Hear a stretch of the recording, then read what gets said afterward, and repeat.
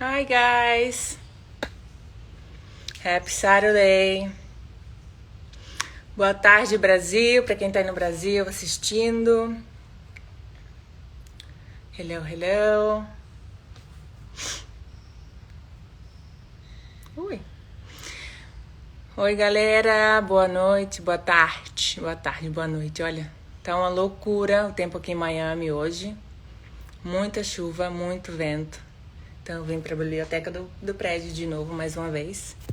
I'm here again because it's rainy outside. It's crazy rainy outside. There's a lot of wind, but everything's in place. Boston, oi pessoal. Hola. From Argentina. Oh, all of you guys. Awesome.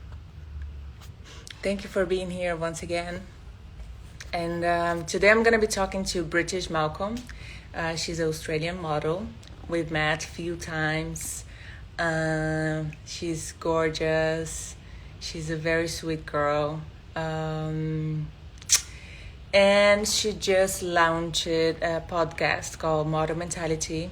And I've been listening to all the stories, and it's been remarkably amazing and just very inspiring. So I just want to have this opportunity to talk to her and find out a bit more about her, what she's going through, and hopefully inspire many of you guys out there. So let me find her here.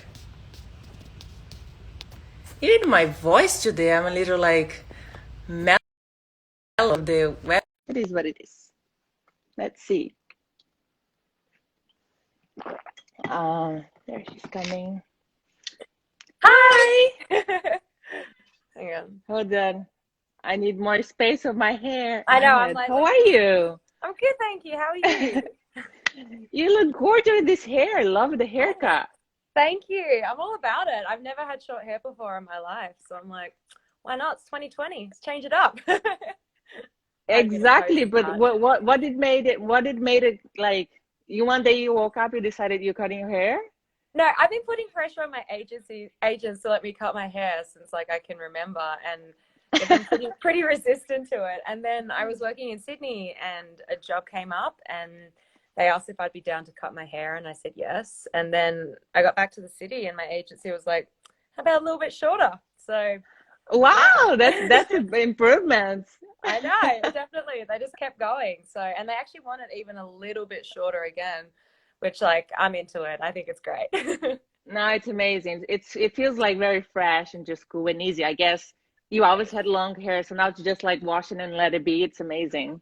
It's a game changer. Like I can go for a run and just wear a headband. And like, yeah, I wash my hair and it's dry within like 30 seconds. It's like, wow, I feel so That's liberated. amazing. It's so funny you say that because I've always wanted to cut my hair too, but the agents they always like, oh no, why you cut it? You know, the clients love the long hair, and I'm like, bullshit. I mean, they do, but I mean, just do it. Just do it and see what happens. I think it'd look Yes, great on you. I think it'd look yeah. amazing. I think, and I'll have like the curls and all the like Brazilian style would be good. Oh I'm my gonna God, it'd be think about it. gorgeous. Thank you for the advice. Definitely think about it because my hair's like dead straight, so it's like it's great. But I wish I had more texture in my hair. But oh well, work with what I got. No worries, no worries. So, I mean, I know a little bit about you. We've met a few times. We worked together a few times, but I just want the general public to get to know a bit about more about Bridget. Who are you? Where are you from? Tell me a bit about your like childhood and things like that. All right. Well, I am from Australia, in case you can't tell. I'm 28. I got scouted to model when I was 14, and I moved to New York when I was 16. I like education has always been really important to me. I graduated high school when I was 16, and I'm in my final year of my Bachelor of Science. I want to do my master's in public Wow, you're so health. smart. Just I slow and steady wins the race always. I've just been like slowly studying whilst I've been working, and like all of a sudden I'm in my final year. I'm like, how did that happen? um, Wow, that's amazing. yeah, and like I want to do my master's in public health, and I've had a lot of very like real mental health struggles over the years, and I that's why I kind of started this project with Dr. Ali Sharma, that's like highlighting conversations around mental health in the modeling industry. But yeah, I don't know. I don't know what else to like say about me. I love to read. I live a pretty low key life. I am incredibly lazy, and I like salt and vinegar chips. Where are you now? Are you in New York? I am currently based between New York and rural Pennsylvania, so it's like 40-minute drive from Harrisburg. It's a town called Mifflintown. It's like it's out there, but it's like it's gorgeous. It's country. It's just like chill vibes, which is what I need. Nice, nice. And in Australia, you from a like small town, big town? You have So big I'm family? Yeah, I'm from South Fremantle, which is like a 30-minute drive from the city of Perth. Actually, geographically, Perth is the most isolated city in the world. There's no other capital city further from another capital city because we have like all of Australia and then the Indian Ocean, and so it's just like Perth. um, Right. mhm. Wow. Shout out to KK. um, yeah, and so it's pretty isolated. It's like a beach town. My dad loves to surf. He plays flamenco guitar. Mum plays piano. Have an older brother who's a total legend. Yeah, it was a pretty chill life. I'm still really close with all my friends from high school. And yeah, I try and go back as much as I can. I spent 5 months there this year in Sydney shooting, which was amazing. And I don't know, Australia will always be home, you know. I feel like my cells like unclench when I'm there, which is nice. Of course. I mean, it's far away, but it's so remotely. I've always wanted to go to Australia, New Zealand, all these places. But if I go, I'm spending for like 2 months at least because Oh I feel yeah. like it's such a huge country. There's so much to see, and it's a Yeah. lot about health and things like that too there that I would be really interested in knowing. Yeah, definitely. I've noticed a definite trend with in Australia towards like more health and fitness. Like if you go to Bondi, it's like crazy, so many people training and stuff. I'm like, wow, I really don't belong here. um, It's really like it's like Brazil in a way. yeah, Because actually, I've never Brazil, been to yeah. Brazil. I'd love to check out Oh, Brazil as well. we should do like an exchange homes where I That's go to actually your not a place. bad idea. Let's do it. Awesome, awesome. And how did you you said you were scouted to be a model when you're 16, right? 14. 14. Oh, that's young. I know. Um, and was ever like when you're little this dream of be a model, have someone ever told you before? I was out of the blue, this person came in and kind of like, oh, you could be a model. Yeah, no, it was. I wish I could show you a photo of me the day I got scouted. I'll send it to you afterwards. The day I got Please. scouted to model, like they saw through a lot. I was going through my awkward stage when I got scouted to model. I did not look like a model. I was very shy, and this wasn't like that. Like, oh my god, I was like so awkward and dorky in high school. And then you see a photo, and you're like, oh my god, stop! You're like so gorgeous. This is like, I had a self-cut mullet that was bleached red. I had braces, and I just hadn't grown into myself. So You're I was like, 14. I'm Exactly. I mean, what are you talking yeah, about, right? exactly. But I was just walking through the city with a couple of my friends, and this woman grabbed my arm and was like, "You should model," and I was like, what?" Um, and I got signed to my first agency, and everything happened pretty quickly after that. After I got my braces off and stuff, and grew my hair out. After that was done, everything was pretty quickly. Yeah, it happened very quickly. I shot my first Harper's Bazaar editorial when I was 15, and then I was signed to my New York agency. I met my New York agency in like my school uniform. I had no idea like what this Wow. my first New York agency was IMG. I was like fresh out of high school. I just like left class for the day and I went to meet these people and I was wearing my school uniform and like I had no comprehension of like who I was meeting and like what any of it was about. It's so funny thinking back to those days. Like I was so clueless, but you know, worked out.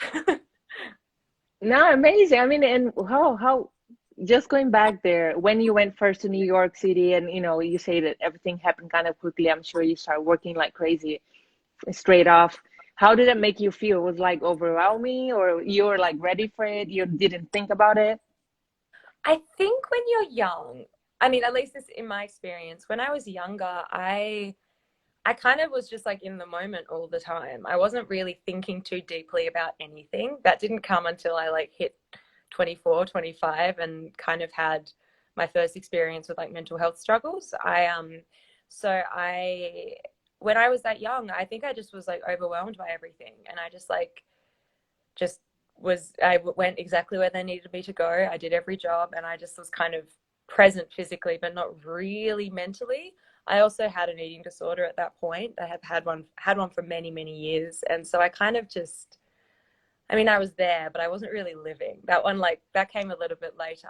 But I do remember thinking, like, this is insane. Like, this whole experience is insane. Like, I was in high school like 2 weeks ago. Like, what the fuck do they see? Sorry, I don't know if you're allowed to swear. I'm Australian. I swear a It's lot. all good. No, it's fine. Okay. But I was like, I don't know what they see in me. Like, all these other girls seem so much more beautiful and so much cooler and so much more like self-aware. But I don't know, something worked eventually. Something's been working, right? Yeah. It seems that way, yeah. Oh my God, that's so crazy because it kind of happens to me too. I went to New York, I was 15, and I have that thing of like, you're so young that you don't really realize what's happening. You know, you're just going day by day. The agents send you to clients, to castings, to jobs, and you just do it. Um, so you kind of 10 years of your life has gone by, and you're like, oh, where did that go in a way? You Yeah, know, it's crazy. definitely. And you mentioned about the eating disorder that you had. Was that after you become a model? You had it before? I think I was destined to have struggles with food. I remember, like, my parents did a great job as I was like being raised. They always had really healthy food, and they were really like good examples of like how to eat well. I just think for some reason when I was born, there was something in my brain that was just like, so I We kind of, all are a little crazy, huh? Just right? so you know, we all are a little crazy. Oh yeah, exactly. But like when I was 12, I started binge eating. I think that was when I first became aware of anxiety. And then when I started modeling, it was easier just to restrict my food. And I think also when I started modeling, I got told to lose weight for the first time. And, you know, I didn't have any sort of guidance on how to do that healthily. And so I kind of just stopped eating, and then that cycle of like stop eating and then inevitably start binging, gain all the weight back, hate myself for it, and then start restricting again. That followed me until I got into recovery. Well, then towards the end, I just like stayed restricting for a couple of years, and that was when it got really dark. But I mean, I've been in recovery now for 3 years, so it feels amazing to be out the other side of Amazing. all that. Congratulations. I'm really sorry to hear all of that, but it's the sad thing is in our industry. I mean, so many girls out there, but in our industry, there are so many girls that goes through it, you know, without the proper guidance, you know, or like support. We have support, but not in that sense of health and wellness, you know, of like being skinny, but in a good skinny, not just like Yeah. stop Well, eating and things. it's like education. Like I now, after 3 years in recovery, I eat what I want when I want. I eat healthy, but I also I did just like polish off a giant bag of salt and vinegar chips before picking up the phone. But it's like Balance. It's balance, exactly, right? my mouth hurts. But like, but it's also I like, love those two. oh my god, it's so good. But it's like I eat. What the point of what I'm saying is like I eat what I want when I want, and I am a naturally slender person. Like I am. I'm like nearly 6 feet, and I'm lanky. You You're know, huge. Yeah, but you're super tall. You have like space exactly, everywhere. exactly. But it's like when I was younger, I didn't get a chance to know my body in that way. So I just thought that like I had to always restrict, and then inevitably I would snap and go the other direction. And it's a real shame. It's like I never had the chance to discover where my natural set point was. And like I know now as an adult, I'm like, yeah, I know I how mean, my body. you're discovering now. You're going through the process now of like finding the balance and what's good for you, right? Yeah, and it's also like modeling. You start at an age where like most people are going to college and most people are like discovering who they are, what they want, and what they don't want. And I think modeling kind of takes you at this really formative age and tells you to be basically a blank canvas for other people's ideas. And I mean, it is what it is, but it did take me a long time to come into my own once I kind of became aware of how much I'd put aside in order to like be a model and like be this persona. And eating disorder was a big part of that for me. It's insane. It's insane. But you said that when you were 24, you started to have some mental issues. What was the turning point for you? Like, because you start modeling at 14, it was 10 years of your career just going from places to one to another and really doing amazing things at your, with your job and all of that. But when was it the turning point for you to be like, no, this is getting messed up. I need some help. What happened? Yeah. So when I had an eating disorder, I didn't feel much anxiety. Like, I really loved the way it numbed all my feelings, because I It's definitely, terrible. I know. Now I love having my feelings. I think it's great now. But when I was around 24, I suddenly became very aware of what the message I was putting out into the world. Like, I was writing and I was a massive hypocrite, basically. Um, and that the awareness of that suddenly came into my life. I became aware that I wasn't thriving. I started studying, but like my brain capacity was nil. Like, I couldn't concentrate. I wasn't doing very well. And I knew that I just had this overwhelming sense that there was more to me and that like I kind of missed the point. And yeah, I mean, it took another year before I got into recovery from the eating disorder, and then everything kind of fell apart. But at 24, it was kind of just the awareness that, like, I know I have more to offer the world than modeling. I don't regret the years of modeling. I'm still doing Of it. course, no, yes, exactly. It's a Yeah. career. Yeah, and I love it. It's given me so much. I became aware that it was time to like balance the two and start to like figure out who I was outside of the modeling industry. Um, and the first step for me at that point was to get into recovery from my eating disorder and take a little step back. And I did. 2018, I took a step back. I worked a bit, but not too much. And Where I kind where were you? Like what kind of like help you went for? of, So I got into recovery from the eating disorder, and for me that meant therapy, a lot of therapy, and just getting comfortable with eating again. Because like I didn't know what it felt like to eat normally. I had no hunger cues. I had no idea what I liked and what I didn't like. And of course, after years of not eating properly, I gained a lot of weight quickly, and I was so uncomfortable in my skin. It was horrible. I'm So sorry to hear all of that. It's terrible. I know it's the only way out is through, though, like you. Yes, I mean you have to pass through it. You already been through the worst, so that's why I'm like I wanted to talk to you too, just like share this experience with people that will be watching and get inspired, to do the same. Mhm. And you mentioned about the blog, you were writing about being healthy, but you were not healthy. Do you think that kind of like made a connection to be like, oh, maybe I need to be taking care of myself first? Yeah, honestly, I remember there was one blog post before I like just became completely open and started writing honestly. Like, there was one blog post where I tried to do like a day on a plate type post, which I just like I have no time for anymore. I don't think that's really relevant to being a healthy person. But I remember trying to think about what a normal person eats, and I was just like, I can't say what I would normally eat because it's like I know that it's not healthy. And like I think it was that point where I was just like, oh my God, Bridget, you are a hypocrite. You are not being honest to the people who like take the time to read what you do. Like, you need to take a long hard look in the mirror. And I did. I decided from that point on to start just being completely transparent and honest. And I started writing honestly, and I apologized for what for the I saw it. misleading. Yeah. I, And I, I followed the blog. I loved oh, it, everything. oh, thank you. That means a lot. And yeah, and honestly, being honest was honestly being honest, sick English, but Don't worry, but I'm Brazilian. Everything makes sense to me. I I should be better. Anyway, I it became like it really helped my recovery. Like, being really honest with everybody. Suddenly, I had all these people reach out and just be like, "Me too. I relate. This happened to me." And that was a real turning point for me. Like, realizing the power of a shared experience, like, helped me feel less isolated, less alone, and helped me be braver in like trying to find what health means for me.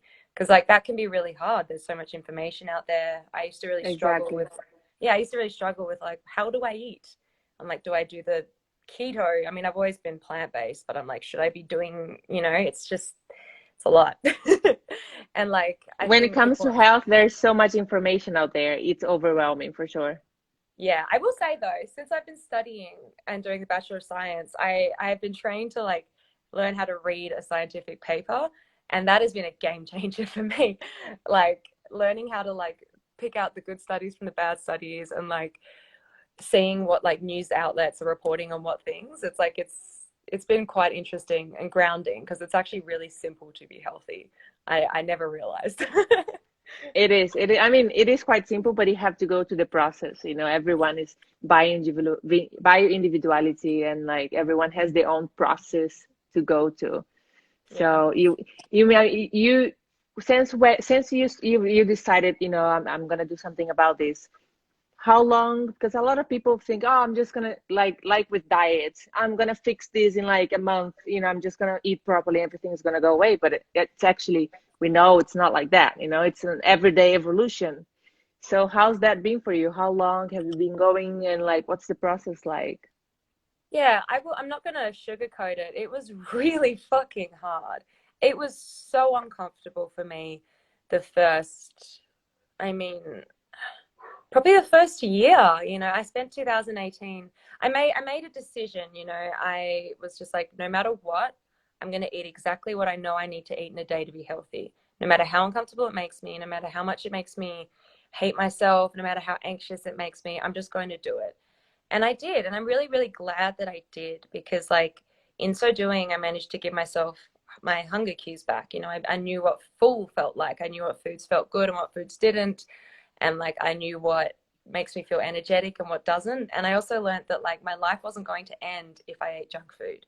And like for me to like become comfortable with that meant that I just had to keep, it was like exposure therapy. I just had to keep eating the things I didn't really want to eat. And it was really painful. I wouldn't have gotten through without therapy. I got on antidepressants as well, which was a huge help, because I have had some pretty bad hormonal problems as well when my hormones came back. And so I have PMDD, and that's a really, really gnarly condition.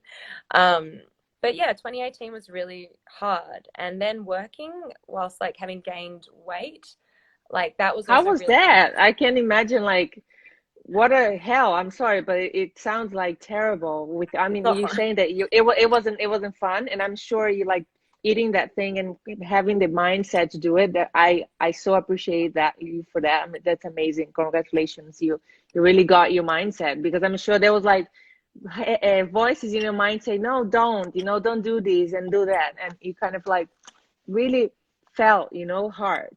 Yeah, I had to push through. I mean, the worst voice was my own. Like I told my agency, I was super open with my agency, and I've been with my agent now for many, many years, and I love him to bits. And like, I just was super honest. I was like, I am in recovery. I've gained weight. Please don't send me on any castings or any sets where the clothing isn't a size 4, which I'm fully aware that that is also a really tiny size. It's like in my head, I felt like I was 4 times that size, but like I wasn't. But anyway, that's just body dysmorphia at its finest. But yeah, I just was like, look, like I need to work with clients who want me at this size, and that's all. That's all. They have to see digitals of me at my full size. And yeah, and then on set, people were really sweet and nice to me. I think it did help that I'd been writing publicly about my struggles, and so a lot of people were kind of already aware of it. Um, but yeah, I had to avoid all mirrors on set and all photos of me, just to like, because otherwise I just started to pick myself apart. Um, and I can say now, 2019, I felt that lift. I felt that like that pain and that like just complete dysmorphia start to lift. And this year it's gone, and I'm so relieved. That's It feels so amazing. nice. Congratulations. Thank you. It took a lot of work though. Like I had to just Yeah. every single day I wanted to hate myself. I just had to like distract myself and just choose not to. And like, yeah, it's like an addiction, but managed to break it, and I'm really grateful for that. Thank you so much for sharing this. It's amazing. And like you say, the support, when I feel like when you start being true to yourself, even though it hurts and can be very painful, it's just like the real people that needs to be by your side and give you the support. It's the people that you need, you know? You kind of Yeah. like getting that energy, positive energy, and people that are going through the same thing as you are. And that is kind of like gives you strength. Yes, 100%. So yeah, I saw when you start like sharing all of that, and it's just amazing because I saw that like you got a lot of support as well on that. Yeah, I was amazed. I guess I felt a lot of shame around like the dogs are barking like crazy in this house. I'm sorry if they're coming through. I love dogs, no worries. Oh yeah, it's very real. Everyone loves dogs. Yeah. So I mean, I picked up a lot of flack when I lost a lot of weight. Like when I got really skinny, I had a lot of people being quite cruel and quite unkind to me. And then when I was open about like gaining weight, I had 100, I would say 100% positive response, which I That's found quite amazing. interesting. Yeah, I mean, I'm really grateful that like I had the support when I gained weight, but I also found it quite interesting that like, you know, that when I was skinny, there wasn't concern. There was, you look fucking disgusting. You look like a boy, eat a burger. And I was like, I mean, I was mentally ill. I was really struggling at that point. And I'm like, that wasn't super helpful either. No, yeah, but no one knew it. So it's like people sometimes they just waste their time sending weird comments and I they know. much It's like rather, you know. concentrate on what's between, like what's in my brain. I feel like I have a lot more to offer than just like my physical appearance. But I will admit, like what's between my eyes is much stronger when I'm eating properly. Food is medicine. I always say that, and Oh I don't yeah. know if you know that I've studied to be a health coach. I've just finished my certificate, and also, I mean, I had a little disorder, eating disorder. It wasn't that bad, but I kind of like was able to control without medication. And right before, so I had my period and everything, but I had these implants that I wouldn't get my period right for so many years. And it was Mm. great for my work because I didn't have to worry. But once I took that out, my body for 2 years as well, it completely changed. My skin was like all roomed up and I gained a lot of weight. And I was already looking to be a mom. So I was like, I have to kind of like start cleaning my body. Um, and I wasn't really open about it. But it took me time to learn about food and do the course at health coaching and just understand that it's food's medicine. First of all, it's not your enemy. You know, we models, we see food and we like run away, and it's not like that. You know, it makes you once you understand it, it makes such a difference, you know. I would And not agree. right. Mm. Yeah, And congrats on the health coach. yeah, thank you. I got certified in 2017. It's a really good course. It's super amazing. I mean, I would recommend for anyone, not just like if you want to work with it, but it's just like gives you a broad understanding of food and primary food, your relationships, your activities and things like that. That makes you feel fulfilled and happy. So I'm glad you did it too. Yeah. That was I kind of did it because I was like, do I want to get, because I'm going to like be qualified to be a nutritionist, and I was like, do I really want to study this? And I kind of did it as like a stepping stone, and I was like, yeah, this is fascinating. I want to go in deep with it. It's interesting the effect of hormones in like I know that when I was younger, I mean, I had periods for like a second and then they went away, just because eating disorder, and then when they came back, my hormones really messed with me. Like I still have to be on medication to this day just because the cycles I get really, really bad PMS. I get it for like 10 days basically, where I Wow. I get suicidal and anxious, and yeah, it was really bad for a while there. And it's just so interesting, like you kind of assume that once you get your period, you're good and that's how things are just going to stay. But then I found in like my mid 20s, I was like, oh, okay, I have to actually take care of my hormonal health as well. Like that's a thing. It's a big thing. It's a very important thing. Yes. Definitely. And do you see where you see that it's going? Do you feel like you in a race of where if you're gonna get to a place where you're not gonna need any more medication? And what are Yeah. the professionals around you that says? So It's interesting. So my condition, like it's gotten so much better. That I'm really, really grateful for, because it was so bad. Like I had suicidal ideation. I was having constant panic attacks. It was pretty bad. Um, and I don't have that anymore. I do get panic attacks still sometimes, but they don't destroy me. Like I know how to handle it. And that's really wonderful, because I didn't used to have that. Um, I I've tried tapering off my medication, but every time I do, I have a bad cycle, and it just reminds me that it's not worth it, you know? Even if I feel like good. I mean, I feel good most of the time because I'm balanced. And to me, I'm like perfectly prepared to be on my meds until I go through menopause. You know, I'm No, on like exactly. Do it what's right for you, what feels like it's working. exactly. And it's like so I mean, whenever I have a bad cycle, it triggers OCD, and it like I start to get weird about my food again, and it's like just being on medication gives me the space to look at the thoughts and be like, all right, is this helpful or is this hurting me? And it's like usually the answer is it's hurting me. But um this time it's not. yeah, and it's like, I mean, I'm on a subclinical dose. I'm on half of the starting dose. So I don't know. At the moment, it feels really good. That and like eating properly and exercising, and I feel just like at peace.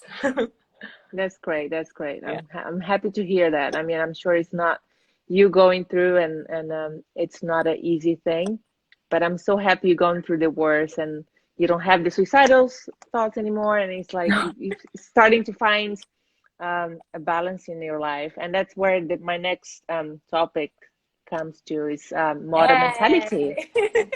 Tell me more. Like where, how did it start it? Tell me everything. Yeah. So I met Dr. Ali on our mutual friend Sana Blut's rooftop. So Sana knew Ali, and Ali and I got to talking, and I mean, Dr. Ali is a fucking legend. You know, I, she's I like, was I was listening to her and I really loved her. I was like, she's amazing. oh yeah, she's incredible. She's like empathetic, she's warm, she's smart as fuck. And like, I don't know, like she made I guess she makes you feel seen and heard, which is something that like I find as a model is pretty rare, you know, like I find I connect to people who've had a similar experience to me. And, you know, whilst her experience is very different, like she's legit, you know. So we met on Sana's roof, and we got to talking about like all the things that like models struggle with and that there's zero support for, and the things that models deal with from a very young age. Like I started when I was 14, you know, and like a lot of models are super young. They're in a foreign country. They're away from their family, and they're in a very volatile industry and a very volatile job. Like they don't know if I'll have work ever again. Yeah. And so we got to talking about ways to support models. And there was another girl there, and she talked like, she said, oh, there needs to be a podcast for girls. Like there needs to be a podcast so that like models who are traveling don't feel so like alone, you know, like they might be dealing with something, and like to be able to like tune in and hear another model's experience, like it's less isolating. And then Ali was like, oh, we should call it removing the model mask. And obviously we went with model mentality, but like that's kind of how it all started. And you know, it was definitely a group effort. A couple of other girls helped out, and yeah, it's been really wonderful, you know, to work on something like this, because like I mean, I know so many models, and we all have stories, but like they're the same stories that everyone in the world has. You know, mental health struggles affects 1 in 5 Americans, and like you know, it doesn't matter what you do, how you look, it can still affect you. And I think when we started, you know, a big goal was to destigmatize the conversation around mental health. Um, Mm-hmm. and, and I think the current world climate has really highlighted the need for that now. You know, I think a lot of people are really struggling from the isolation. And I don't know, I guess we just hope that, like, by providing the backstory, I guess, to these really public faces and names, like, we can The help real people feel less story. alone. Yeah, exactly. It's like the human Yeah. story. Yes, the human story for sure. Mm. That's Um, amazing. yeah, and so it's been really like wonderful to just, I guess, to talk to these friends, like these girls who and boys who are friends of mine, and also not friends, I guess, but are friends now.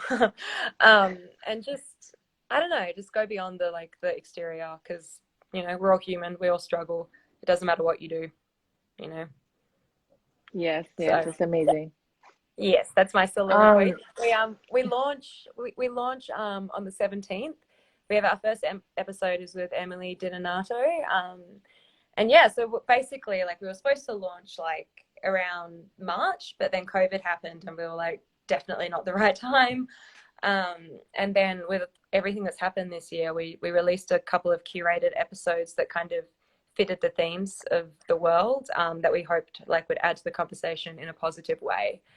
And yeah, now we're going to launch with the full thing. So I'm really excited for that. wow, no, that's amazing. I was actually listening to your story when you were talking about everything, and it was just very inspiring to, like, thank you so much again for opening up to this, because like you were saying, it's not easy, and it's so hard to really like face yourself in the mirror, like look at yourself and be like, okay, this has to end. This is the bottom. Let's go up now. But until you get to that point, you really need to see other people going through the same things. It's like a necessity, human necessity. You kind of need to feel like the compassion and the empathy of others, to kind of like let you get out of that craziness. So I'm sure you're Yeah, inspiring so many people. thank you. I mean, I think struggling with mental health conditions can be so isolating, because unless you've experienced it yourself, like, you can't relate. And that was something I definitely struggled with a lot when it first became clear that I needed to get more help. Like, I didn't know what was happening to me. I thought I was losing my mind. I thought I was like en route to an insane asylum, to be completely honest. That's probably not the right phrase, a mental asylum. Don't Sorry. worry. Sorry. But Everything sounds very smart and beautiful out of your mouth. So all good. thank you. But yeah, I honestly, like, I thought I was headed for a straitjacket, and um, it wasn't until I started like getting diagnosed and started speaking up about it that I realized like I was not alone. There's so many people struggle with the same things I do, and that like there wasn't any shame in struggling with the things that I've struggled with, because like, Of we're course. just a combination of all our experiences. And I don't know, I wouldn't change any of mine, because like I really like myself today, which is a big deal. Oh, that's amazing. So great to hear. We all go through things and we learn from it, it's like my grandma used to say, let me see if I can translate in Portuguese. It's okay to fail or to do something wrong, but to live in that mistake, it's what's worse, because Like you have that. to, you fail, you fall, and then you come back up, and you fight again, and then you do it. But if you feel sorry for yourself and just lock yourself in a place, and you can, if you don't want to be helped, no one can help you. So it's so Hmm. important for you to get like that alarm of, okay, I need to do something about it. And Yeah, well, with it's like, modern mentality, yeah. yeah, it's like there's no point wallowing in self pity, because that's not going to get you anywhere. It's like, I mean, I guess it's like getting, for me anyway, it was like getting over the self pity, getting really comfortable with the parts of me that I wasn't super a huge fan of, and kind of learning about them. Like, I'm hormonal right now, but it's not a big deal. Like, I know what I need, and like I feel pretty fine. That's amazing. Yeah, and I guess also that in and of itself is really empowering, to realize that like the parts of me that I thought were like my most deep, deep, darkest, secretive places, like they're so not a big deal. Like, they're not. Everyone has them. I don't need to be afraid of them or afraid of myself. Um, which maybe this is just growing up, and like I have like a Part platform, of so it, I'm part of it. yeah. But I mean, We I'll get take into that it. age of like big, we're very old people. Like, I'm so wise. I'm 28. I We're don't know just anything. starting. I know No, I'm exactly. such a child, but it's We're something. starting all over again. Exactly. It beats Okay. whatever That's going on one thing. before. Yeah, that's one thing about modeling. I feel like we started so young that I feel like now I'm actually starting my life. Mm. Getting to know myself and getting to know people, real people, and connect with people. So it's very interesting how it gives you a second chance. I know. I've been saying, like, it feels like I'm going through my college stage now. Like Right? Yeah. I've always like woken up at 6 a.m. and suddenly I'm like sleeping into a 10 p.m. I mean 10 a.m. not 10 p.m. That would be problematic. Yes. But like I'm suddenly like a teenager. Like I stay up late and sleep in, and I'm studying and I'm eating chips whenever I want, and I'm not stressed out. I'm like, cool. All right, college rules. That's fun. That's Yeah. fun. And I mean, I was going to ask you, what did you do during quarantine? Where were you? What things you did like to kind of keep your mind busy? Yeah, I know you were working with the project of the podcast, but tell me more. And I'm just looking at that photo. I'm like, damn, my hair was long. It was long. Yeah. Um, Gosh, during quarantine. So I was in Sydney. Um, Okay. and I focused on studying. I was stressed, but I was very privileged in that like I was safe. I was with family. Worked on the podcast. I focused on my recovery because like definitely being isolated, that can be a bit of a danger place for someone like me. Absolutely. Yeah, and honestly, I just focused in on hanging out with my brother. Like I haven't spent 5 months with him since I was probably 16. And like we were both living in Sydney at the same, I mean, he lives there full time, but like it was so nice to be able to just like hang out with him and really reconnect with him. Like he's the best. Um, and yeah, honestly, I focused a lot on what I wanted to do after I finished my bachelor's. You know, I I crystallized the plan to go into public health. Really crystallized for me. I worked on another project actually that's providing mental health support to models, which has been really cool. We launched that actually, and I'll tell you more about that afterwards. If you'd Awesome. like. But like Yes. yeah, so we've been working on that, and that's been really rewarding.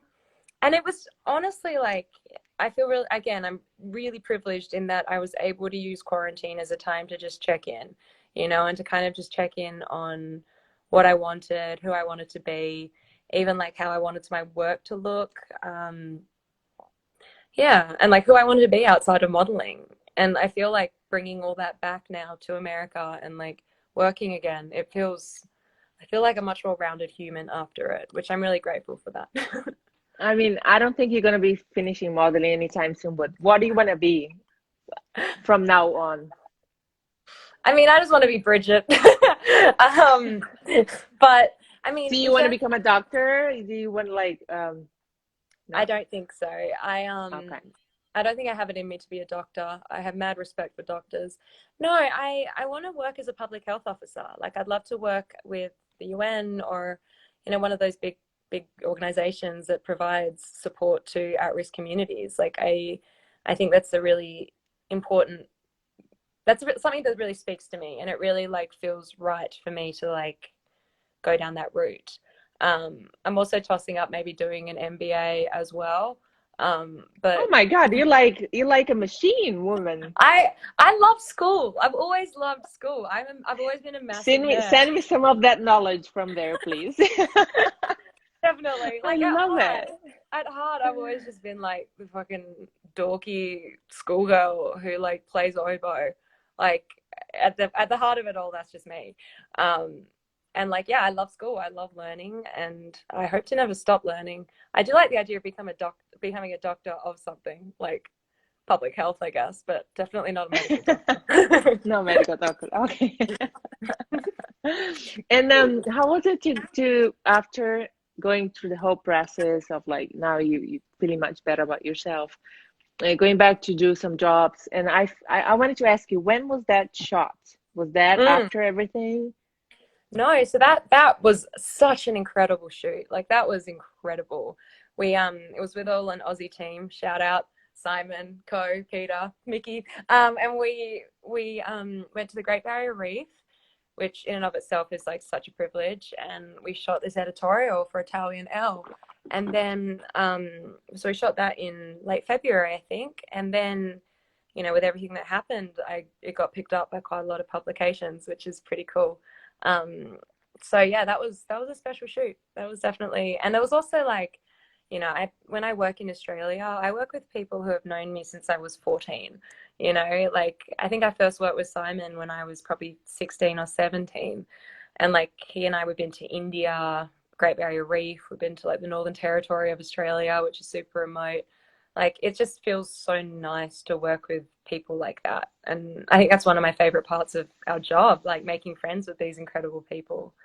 Um, yeah, that's the story behind It's that so shoot. funny. I was telling my agents, I was like, I want to work with nice people, nice clients, and people that are human, you know, that care for each other, that we can have a conversation. It makes a huge difference. It makes totally huge difference. Oh yeah, such a big difference. And such a big difference. And from like all the experience you came through, is there anything in particular that you left with that you like, okay, now I'm back on track, I'm a model, I'm doing the job, and this is what I've learned with, you know, everything that I went through. Is there something specific that you kind of like you remind yourself about it that keeps you balanced in a way? Yeah, I think when when you become any one thing to the exclusion of everything else, at least for me, like for the longest time I was a model and nothing else, and for the longest time I had an eating disorder and nothing else. I think whenever someone gets into that headspace, it's like it's destined for failure, you know, because even when you like achieve all of your goals, like you're still coming up short because it's like you're filling a hole with something that can't be filled with stuff. I don't know if I'm really making sense. I guess like for me now. I'm getting you. I Okay, understand. cool. Okay, cool. It's I'm like very listening because you use very special words. I'm like here, very like concentrated. oh, thank you. Um, but yeah, it's like I recognize in myself like how much I want to become overly obsessed with any one thing. So like now like I work as a model and it's great, and it's like I work for as a model, it's great. I am not like my identity is not that of a model, you know. I go to school, I study, and like I am a student, but like I'm not a student. Like what I am, these are things that I love to do, and these are things that certainly make up big parts of my personality and sense of self, but you know, they're not my identity. The only thing that can be my identity is like me. um, But and like, and I that's see what you say. yeah, and that's because like because I live in that space now. Like, I definitely can get pulled in any direction, but it feels uncomfortable. You know, like if I get too far obsessed with like modeling and work, I get anxious and I don't feel good. And so it's like a sign that I need to just pull myself back to the center and like focus in on like what I know to be true about myself. Um, and so, yeah, I mean, I think as humans, we're multifaceted. We're not any one thing. And to pretend to be one thing to the exclusion of everything else that makes us up is just, it's damaging, I think. Um, yeah, I think that's I my get you. answer. There was a one question here that I really enjoyed. It's a very simple question, but they said, what's your goal? What's your goal in life? Oh, in life, I just want to leave things a little bit better than how I found them. You know, I think it's a big reason why the started this model mentality project with Ali, and like why I've just been really why I think I'm heading in the direction I'm heading in. Like I want to help be a part of helping people to feel better about themselves. And I do believe strongly that like having access to basic health necessities is should be a human right. It shouldn't be something that you have to earn. And that's why the public health angle is something that I'm really excited to go down. Um, so yeah, I mean, my goal for Bridget is just keep keep trying to make things a little bit better. Oh, that's um, so sweet. yeah, I think I'll let you know in like What? 2 hours. It'll Okay, probably change. okay. For sure. I mean, just write it down. Write it down. We have like Yeah. everything there. So once you like figure out, you come back. You're like, okay, this. What do you do in your free time? Like what? Because what I really like what you say there. It's you start doing different. You're not a model. You Bridget, and you start doing things to kind of how I see it, it's like you start filling yourself with things that you care, that you like, that you enjoy. The hobbies, like you know, you're doing Yeah. hobbies. And that's kind of like when you have that fulfillment feeling, you know, like, oh, okay, this is good, feels right. um so I lost the question, hold on. So What what do I like to do in my free time? Oh, yes, Kind of. yes, exactly. So what do you like when you have free time and you like bored? Do you read? Do you go on a bike ride, or things that you like doing? Yeah, I mean, I do different things depending on different moods.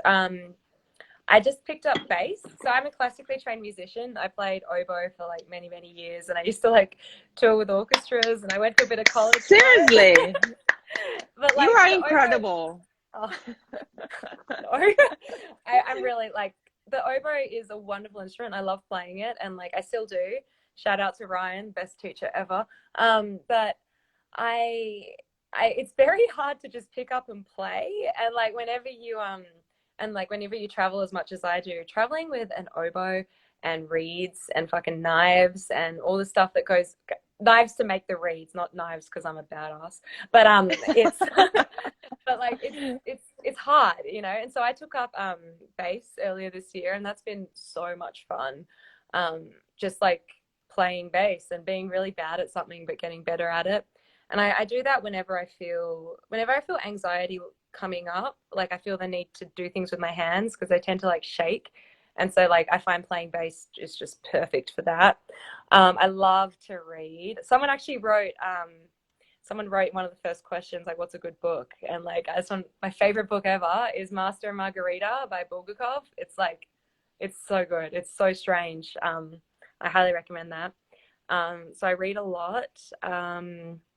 I sleep. Whenever I'm tired, I just sleep. I didn't sleep for the first 21 years of my life, so I feel like I'm still playing catch up. I'm getting really good now. Exactly. You have a long way to catch up for sure. I know. I love playing with my dogs. Like there's nothing I love more than like just getting on the ground and like being an idiot with my puppy. Like it's the best.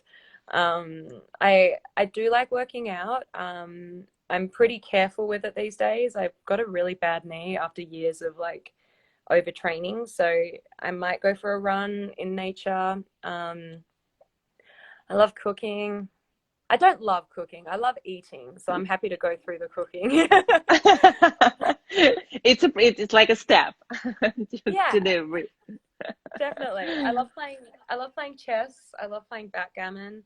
Um, I don't know. Oh, I you just full really, on. You have like you have a schedule. I mean, you have to well, I don't do choose all these from. things every day. I don't do all these things every day. The only thing I do every day is eat. That's for sure. Yeah, and sleep, I We guess. all. Yeah. Yeah, I don't know. I don't know.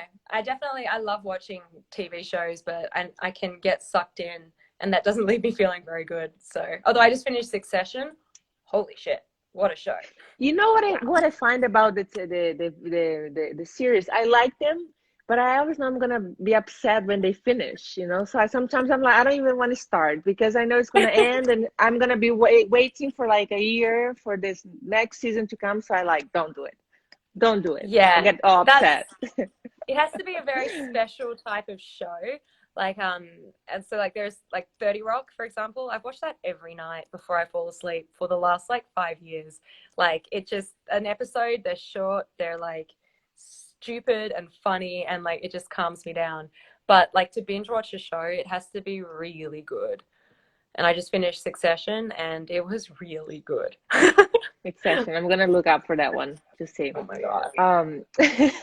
Don't So do my it. last, You won't be able to. don't do it now.